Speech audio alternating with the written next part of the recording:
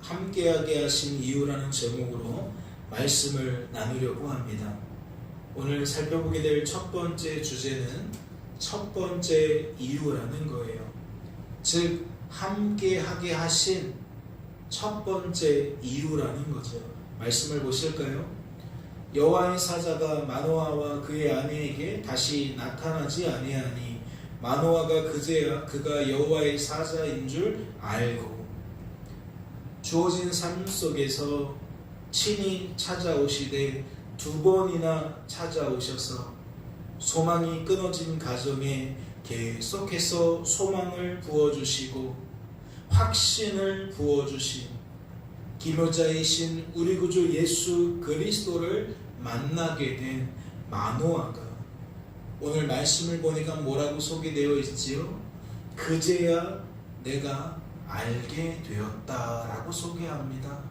나를 찾아오신 분이 하나님이셨음을 드디어 알게 되었다고 말씀이 소개한다는 거죠.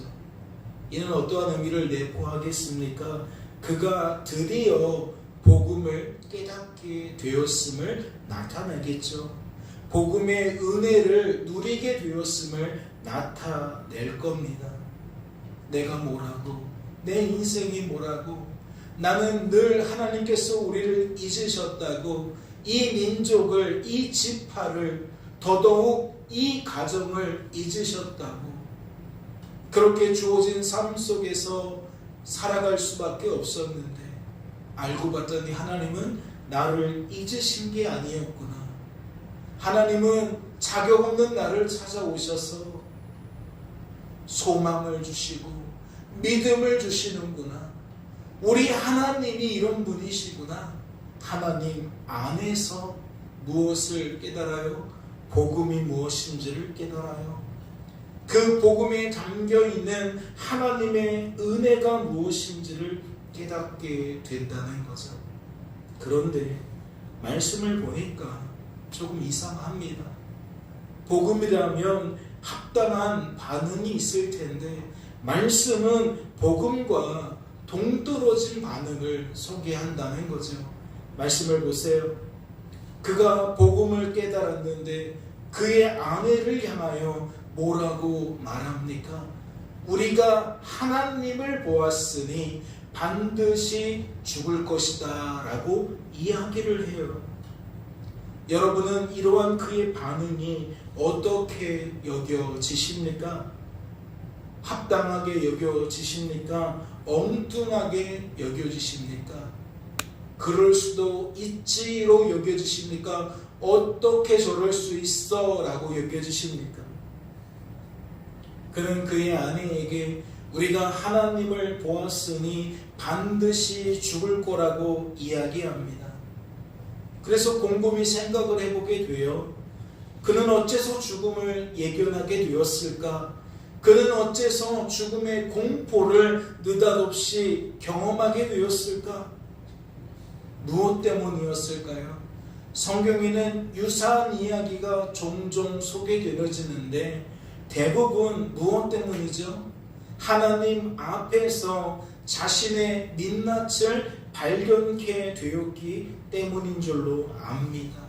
즉 감히 하나님 앞에 설 수 없는 악하고 약하고 무능한 자신의 그 민낯을 그 어느 때보다 강렬하게 체감하였기 때문이라는 거죠. 그렇다면 이것은 성도인 그에게 과연 복일까요? 저주일까요?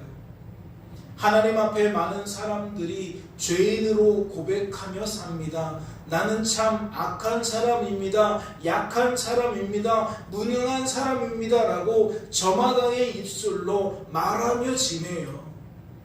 그런데 지금 이 순간은 무엇을 말하는 겁니까? 그 감도가, 그 진정성이 이루 말할 수 없을 정도로 충만한 상태를 소개하는 겁니다. 평상시에 늘 습관처럼 아이고 내가 뭐라고, 아유 나니까 어쩔 수 없지, 이런 수준이 아닌 거예요. 하나님을 만나게 되었을 때에 마치 빛이신 하나님이 어둠인 나를 어둠으로 드러내 주시는 것 같이 내 모든 속사정이 드러나는 것 같은 그 수치와 부끄러움을 경험하게 된다는 거죠. 다시 여쭈겠습니다. 성도가 이렇듯 하나님 앞에서 자신의 죄를 죄로 깨닫는 것이, 자신의 그 초라한 민낯을 깨닫게 되는 것이 복이 될까요? 저주가 될까요? 저는 성도가 이와 같은 상태가 되는 것은 복이라고 생각합니다. 죄를 죄로 깨닫는 것, 죄를 죄로 인정하게 되는 것, 죄를 죄로 고백할 수 있게 되는 것, 이것은 복이라는 거죠. 더 철저하게, 더 깊이, 더 자세하게, 더 명명백백하게 자신의 한계를 알아가는 것, 자신의 민낯을 알아가는 것, 그거는 성도에게 복이 되어진다는 거죠. 왜요? 무엇 때문에요? 그 자체만으로는 복이 될 수 없지만 그 상태가 되어지면 어떠한 반응으로 이어지기 때문입니까? 말씀을 보세요. 애통하는 자는 복이 있다라고 말합니다. 그리고 실제적으로 하나님이여 불쌍히 여기소서 내가 죄인입니다 라고 애통하는 모습을 나타내 주어요. 여러분, 무엇을 말하고자 합니까? 우리가 우리의 죄를 죄로서 이전보다 더욱 깊이 자각하게 되는 거, 인식하게 되는 거, 동의하고 공감하게 되는 거, 그게 왜 복인 거죠? 그러한 심령들은 그 애통하는 상태를 가지고 하나님께 청하기 때문입니다. 하나님께 나의 나됨을 시인하기 때문입니다. 하나님 앞에 나의 악함이 무엇인지, 약함이 무엇인지, 무능함이 무엇인지 솔직히 인정하고 간절하게 하나님 앞에 매달리게 된다는 거죠. 힘이 전혀 없음을 알기에, 가능성이 전혀 없음을 알기에, 소망이 전혀 없음을 알기에 헛된 것에 의지하지 않고 부질없는 것에 의존하지 않고 전적으로 하나님을 향하여서 하나님 나를 불쌍히 여겨주세요, 나 좀 도와주세요, 나 좀 살려주세요, 하나님밖에 없습니다, 하나님 외에는 나를 구원할 자가 없습니다 라고 그렇게 애통할 수밖에 없다는 거예요. 그에게 주어지는 복이 무엇이겠습니까? 말씀은 하나님의 위로라고 소개합니다. 애통하는 자는 복이 있나니 그들이 위로를 받을 것이요. 그러면 그 애통하는 자리에서 누구를 만나게 된다는 겁니까? 나를 사랑하사 나를 위하여 십자가에서 친히 담당하신, 친히 나의 죄값을 지불하신 예수님을 만나게 된다는 거죠. 그분의 사랑을 경험하게 된다는 것이고 그분의 용서를 경험하게 된다는 거예요. 이는 무엇도 우리에게 알게 하는 겁니까? 성도가 하나님 앞에서 죄를 죄로 깨닫게 되는 것은 하나님께서 그 성도에게 죄값을 찾으시기 위함이 아니라 죄에 해당하는 재앙을, 저주를 쏟으시기 위함이 아니라 성도로 하여금 복음을 다시 복음으로 알게 하시기 위함이며 복음의 은혜를 다시 그가 누리게 하시기 위함이라는 겁니다. 그렇다면 다시 여쭈어 보겠습니다. 마노아의 이러한 반응은 합당한 것입니까? 엉뚱한 것입니까? 성도가 하나님 때문에 자신의 민낯을 깨닫게 되었는데 이처럼 하나님을 만났으니 나는 죽게 되었구나 라고 소망을 내려놓는 행태, 삶을 포기하려고 하는 행태, 합당해 보이시냐는 거죠. 엉뚱해 보이시냐는 겁니다. 아직 망설여지십니까? 합당한 것처럼 보이기도 하고 또 엉뚱한 것으로 보이기도 하냐는 거죠. 그렇다면 그러한 여러분들을 위하여 결정적인 힌트를 하나 살펴보고자 합니다. 말씀을 보세요. 같은 사사기에서 기드온의 기사 속에 무엇을 발견할 수 있습니까? 기드온이 지금 본문에 나타나는 마노아와 크게 다를 것 없는 대동소이한 반응을 나타냈다는 것을 알 수 있습니다. 기드온이 그가 여호와의 사자인 줄 알고 이르되 슬프도소이다 주 여호와여 내가 여호와의 사자를 대면하여 보았나이다. 그는 절망 중에 소망이신 하나님을 만났어요. 바랄 수 없는 중에 바라게 하시는 하나님을 만났습니다. 이보다도 복이 없어요. 이보다도 기쁜 일이 없습니다. 즉 그가 하나님을 만난 사건은 복음이었다는 거예요. 복음을 알게 만드는 사건이었다는 거죠.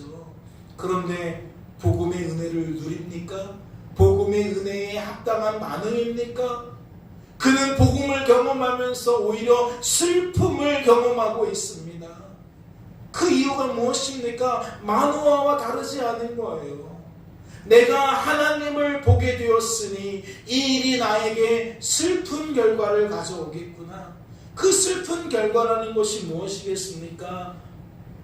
하나님 때문에 죄 받는 인생이 죽음을 당하게 될 거라는 그러한 생각에 이끌린 반응이겠죠. 그런데 하나님께서 마노아와 똑 닮은 모습으로 반응한 기드온에게 뭐라고 말씀하십니까? 여호와께서 그에게 이르시되 너는 안심하라 두려워하지 말라 죽지 아니하리라 하시니라. 그의 슬픔이 무엇인지 헤아리신 하나님께서는 그의 마음을 진정시켜 주십니다. 그의 마음에 있는 두려움을 몰아내 주십니다. 그리고 근원적인 해결을 해주세요. 너는 죽지 않을 것이다.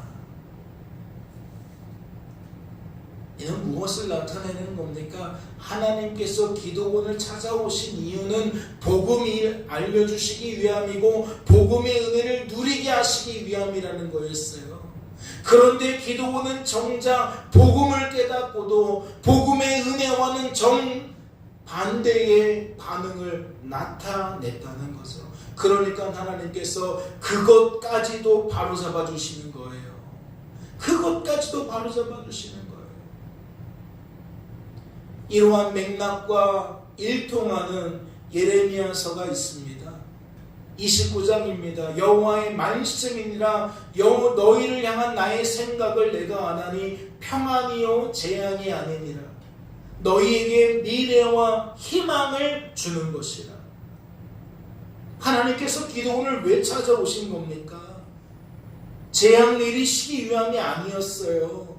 그에게 평안을 주시기 위함이었습니다. 즉 그에게 은혜를 베푸셔서 그로 하여금 하나님의 뜻을 이루시기 위함이었다는 거예요. 즉 하나님께서 미래와 소망이 되어주시기 위함이었다는 거죠.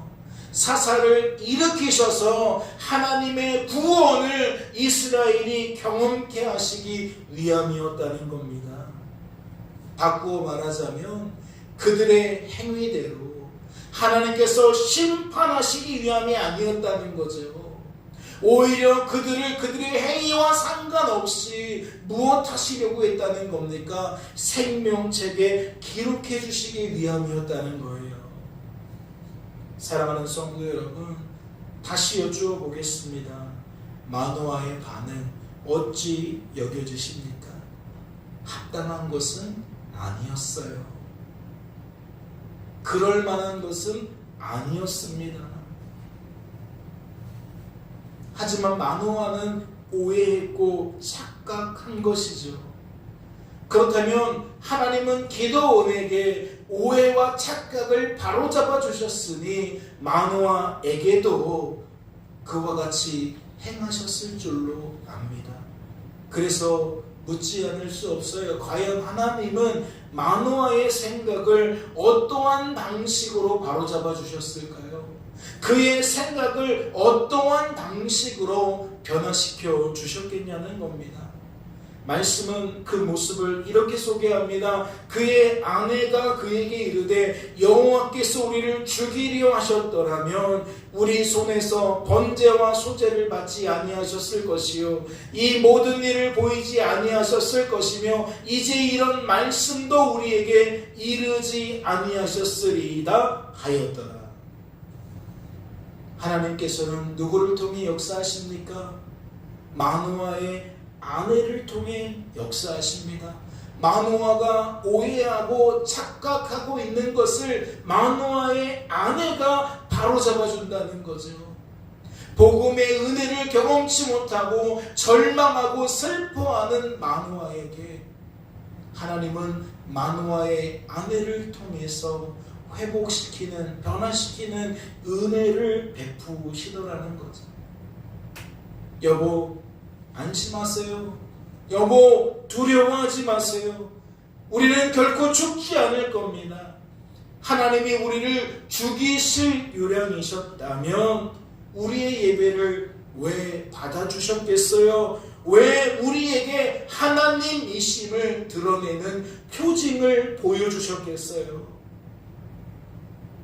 우리의 인생을 망하게 하시려면 우리에게 어째서 약속의 말씀을 주셨겠어요? 예, 아내의 말을 듣고 눈이 밝아지는 거예요.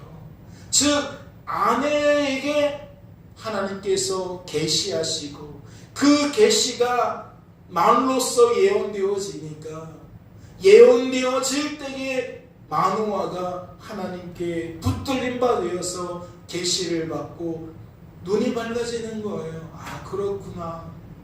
그럴 리가 없는데 내가 왜 그런 생각을 했을까? 왜 그런 마음을 먹었을까? 그러면서 마음이 진정되고 회복되더라는 거죠. 그렇다면 이것은 무엇을 방증하는 겁니까? 마노아와 달리 그의 아내는 하나님께서 찾아오신 목적을 이미 정확하게 파악하고 있었다는 거예요. 마노아는 여전히 흐릿해요. 여전히 하나님의 계시가 흐릿합니다. 그러나 아내는 그렇지 않다는 거죠. 바꾸어 말하자면 마노아보다 그의 아내가 복음을 복음으로 더욱 깊이 깨닫고 있었다는 것이고 복음의 은혜를 복음의 은혜로 더욱 풍성하게 누리고 있었다는 거예요. 왜 이런 말씀 드리는지 아십니까? 성도된 우리들은 날마다 하나님께로부터 은혜를 공급받습니다. 즉 은혜는 날마다 풍성하게 받아요. 그런데 우리는 그 은혜가 정작 무엇인지 몰라서 엉뚱한 일에 힘을 쏟거나 엉뚱하게 결론을 내리는 모습들이 있어요. 그러한 엉뚱한 반응이 적지 않다는 겁니다. 하나님께서는 그런 우리들을 위해 어떠한 일을 하셨을까요? 오늘 말씀은 바로 그런 걸 알려주는 거예요. 하나님은 마노아에게 마노아의 아내를 붙여주신 것처럼 모든 성도에게는 조력자를 붙여주신다. 동역자를 붙여주신다. 즉 우리들을 부부로, 부모와 자식으로, 목회자와 성도로 붙여주신다는 거죠.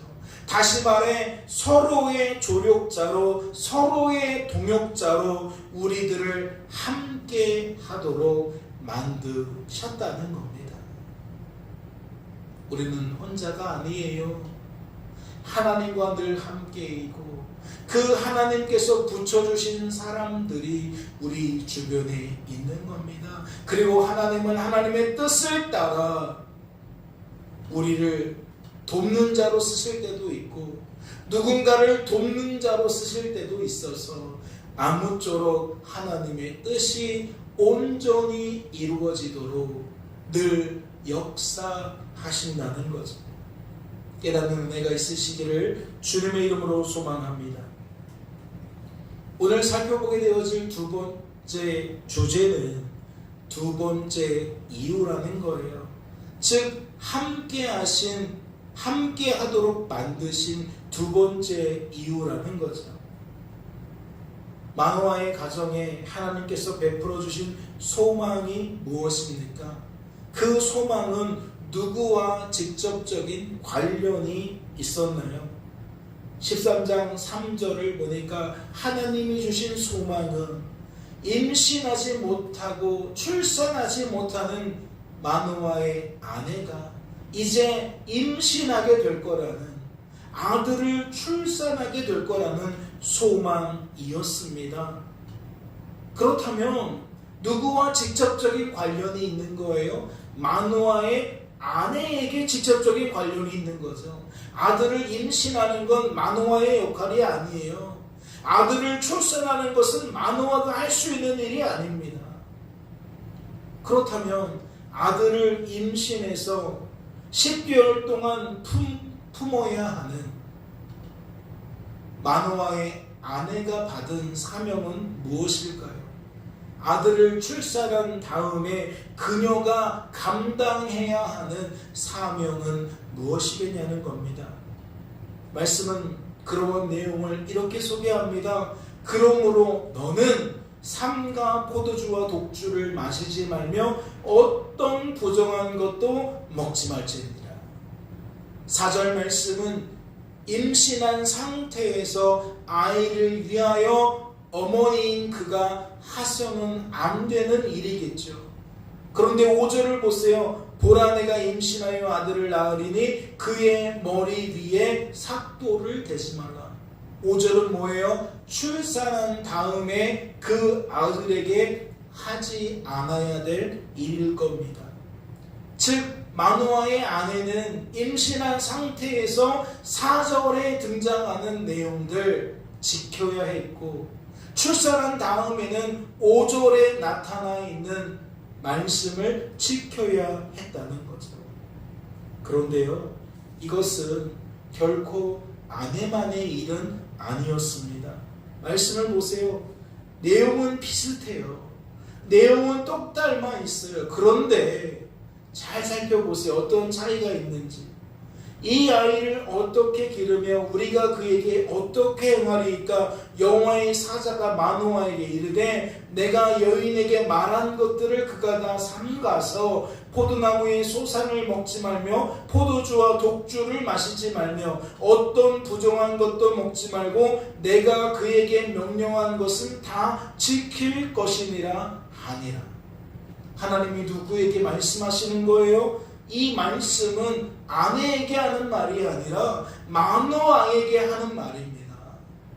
이는 어떠한 상황을 설명하는 거죠? 아내가 임신했을 때에 누가 도와야 된다는 거죠? 남편인 마노아가 도와야 한다는 겁니다. 무엇을? 하나님의 말씀대로 아내가 행할 수 있도록 도와야 한다는 거죠.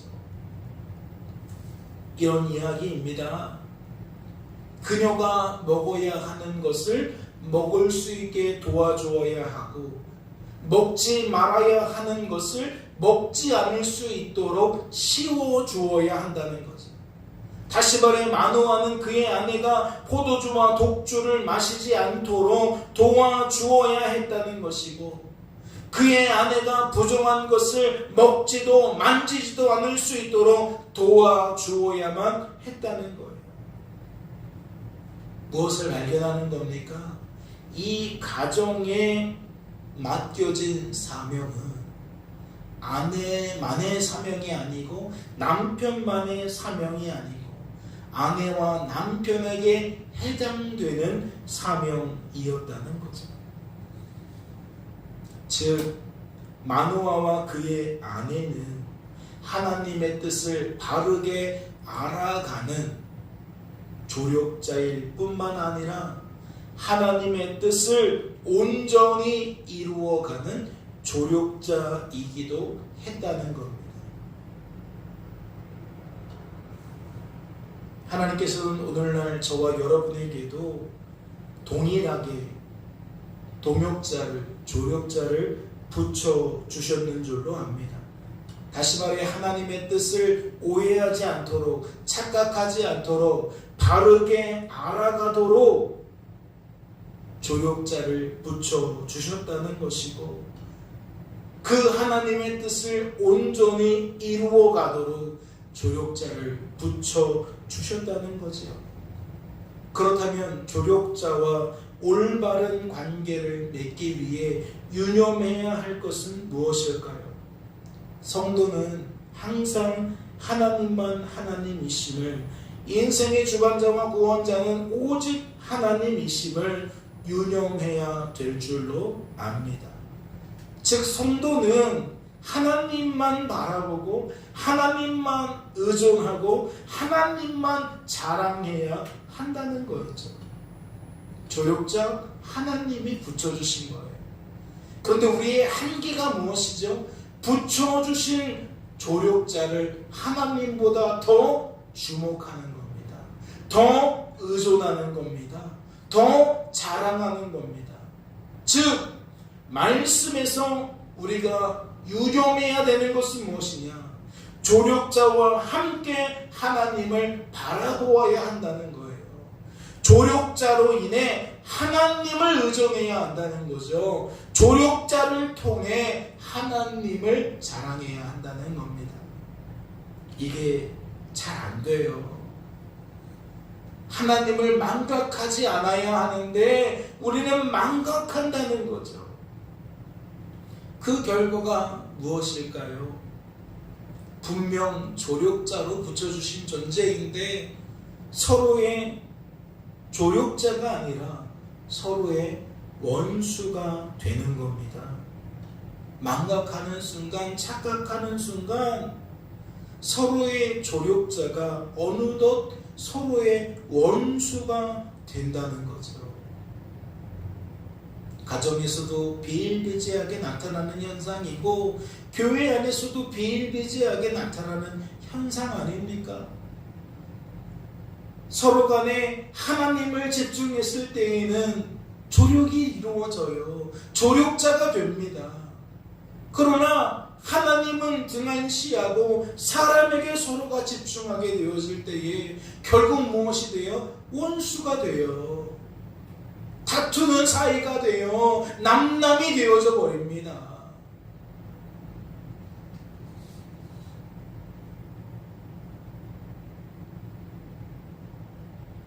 하지만 절망할 필요는 없어요. 이러한 우리의 한계를 통해서 우리가 낙담할 필요는 없습니다. 왜 그렇죠? 하나님은 하나님의 뜻을 그럼에도 불구하고 반드시 이루시기 때문입니다. 말씀을 보세요. 그 여인이 아들을 낳음에 그의 이름을 삼손이라 하니라. 그 아이가 자라매 여호와께서 그에게 복을 주시더니. 말씀이 나타내고자 함이 무엇입니까? 마노아와 그의 아내는 완벽한 팀이었다는 겁니까? 그들에게는 실수가 없었다, 다툼이 없었다. 지금 그 완벽함을 드러내는 겁니까? 아니에요. 우리의 성정이 다 그만한데 무슨 완벽이 있습니까? 누가 끌고 오신 거죠?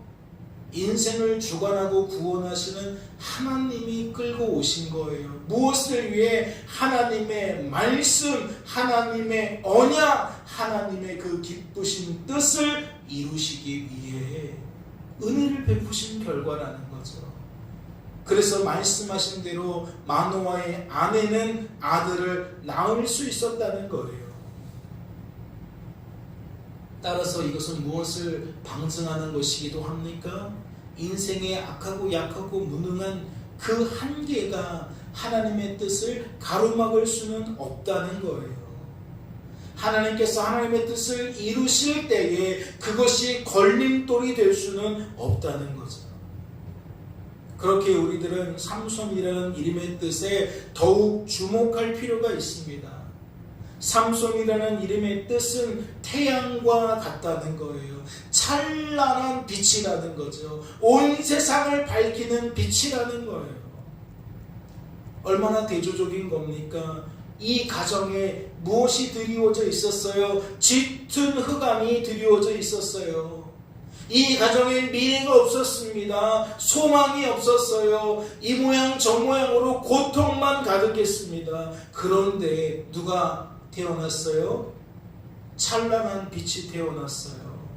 찬란한 소망이 태어났어요.